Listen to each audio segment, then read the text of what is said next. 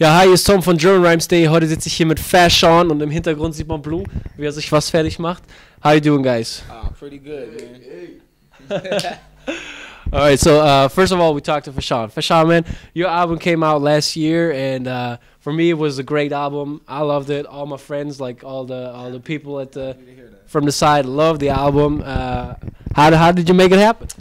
Well, I basically I met Exile early 2008, I would say, and we just instantly clicked, man, instantly vibed, man, and even before then, he would send beats like via email, you know what I'm saying, and I would already start laying my vocals to some of his beats, and then I'd send him a song, and he's like, yo, he just kept sending more beats. Before I knew it, I had like 100 Exile beats in my email, and that's how Boy Meets World was born, you know what I'm saying, because of that. But I had the concept in my head, like when I was like 16, I always knew I wanted that to be my first introduction to the world, you know, hence the phrase Boy Meets World. So. All right. So Boy Meets World, is that like kind of to that you now travel around the world and can spread your word? Or? I mean, not at the time, you know, because when I was thinking these thoughts, you know, in the beginning, I was just in a fucking gutter in California, you know what I'm saying? Haven't seen shit, like, haven't even caught a plane for the first time. I didn't catch a plane for the first time till February 2009. And I've been catching planes like every day now. You know what I'm saying? Like, but yeah, my life's changed, man, since '09, I would say. You know, but yeah. How did your tough life? Can I elaborate on what I just said? Of course. But now that I am traveling so much, and I've seen like half of the world, and I hope to see the rest.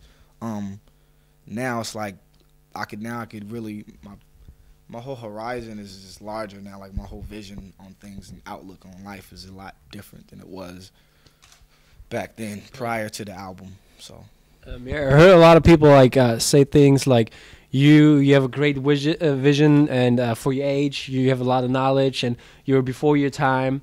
Never heard that one. I think it was a DJ Booth or something like that. It was an interviewer, so he was talking about that. So do you see you have even more knowledge, or do you see the level for yourself now? Or? I think I know enough to know I don't know much, and I still have a lot to learn. You know what I'm saying? Just see, I'm only 21. You know, I got a long way to go, but I think what I've learned thus far is brought me this far. You know, so yeah. All right. Are you satisfied with what you accomplished up to now with your album, with your first album? Yeah, man.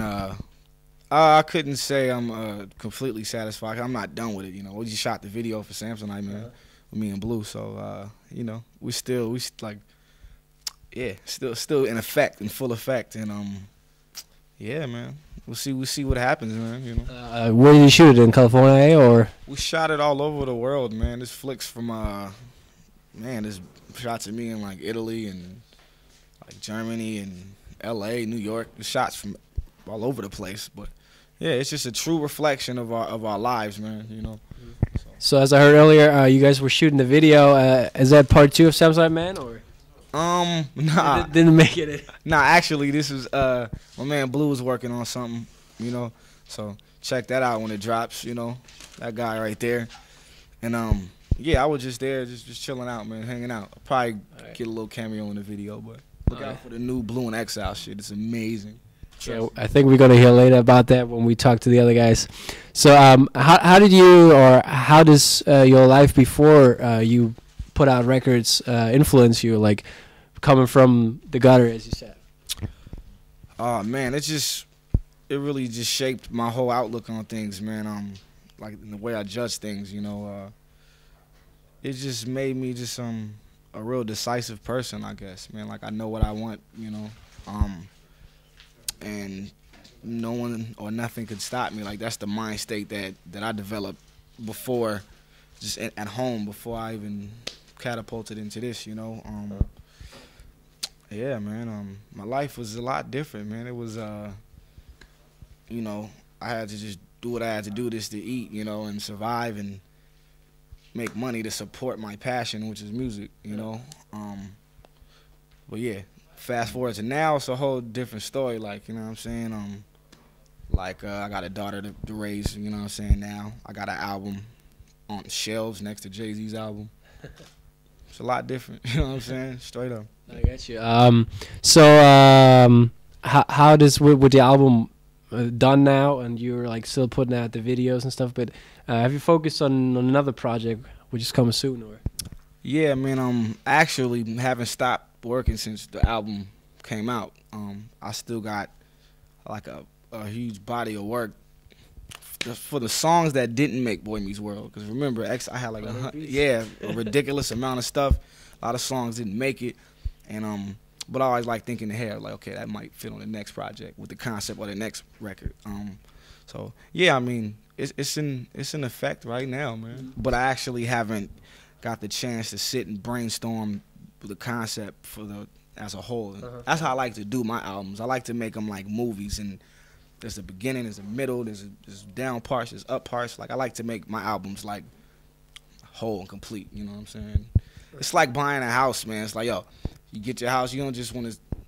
The windows are just white. You know what I'm saying? Like, yo, you want to put posters up in there. You want to put your couches in there and get the new floor. I don't like this floor. I want wood floors. Like that's how I look at my music, man. Like a lot of people I don't think they do that nowadays.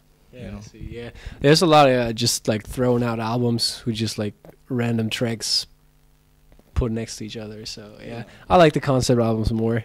I mean, you know, where you like can listen from like, from front. Like what are these niggas rapping for? You know what I'm saying? It's like I don't know, man. I'm not even gonna speak on that. I don't want to, you know.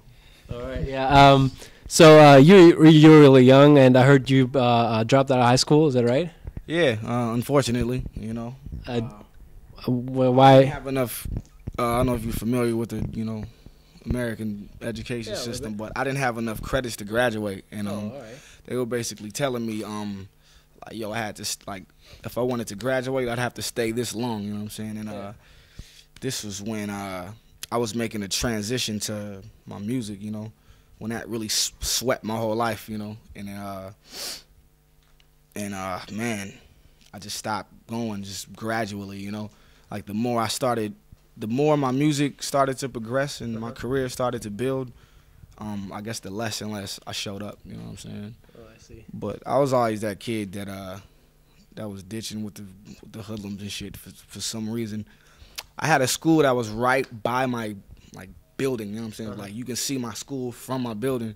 Right. So I couldn't even make it out my building. You know what I'm saying? All my homies was right there. My whole like surrounding was just, you know. It was just this little area we had, and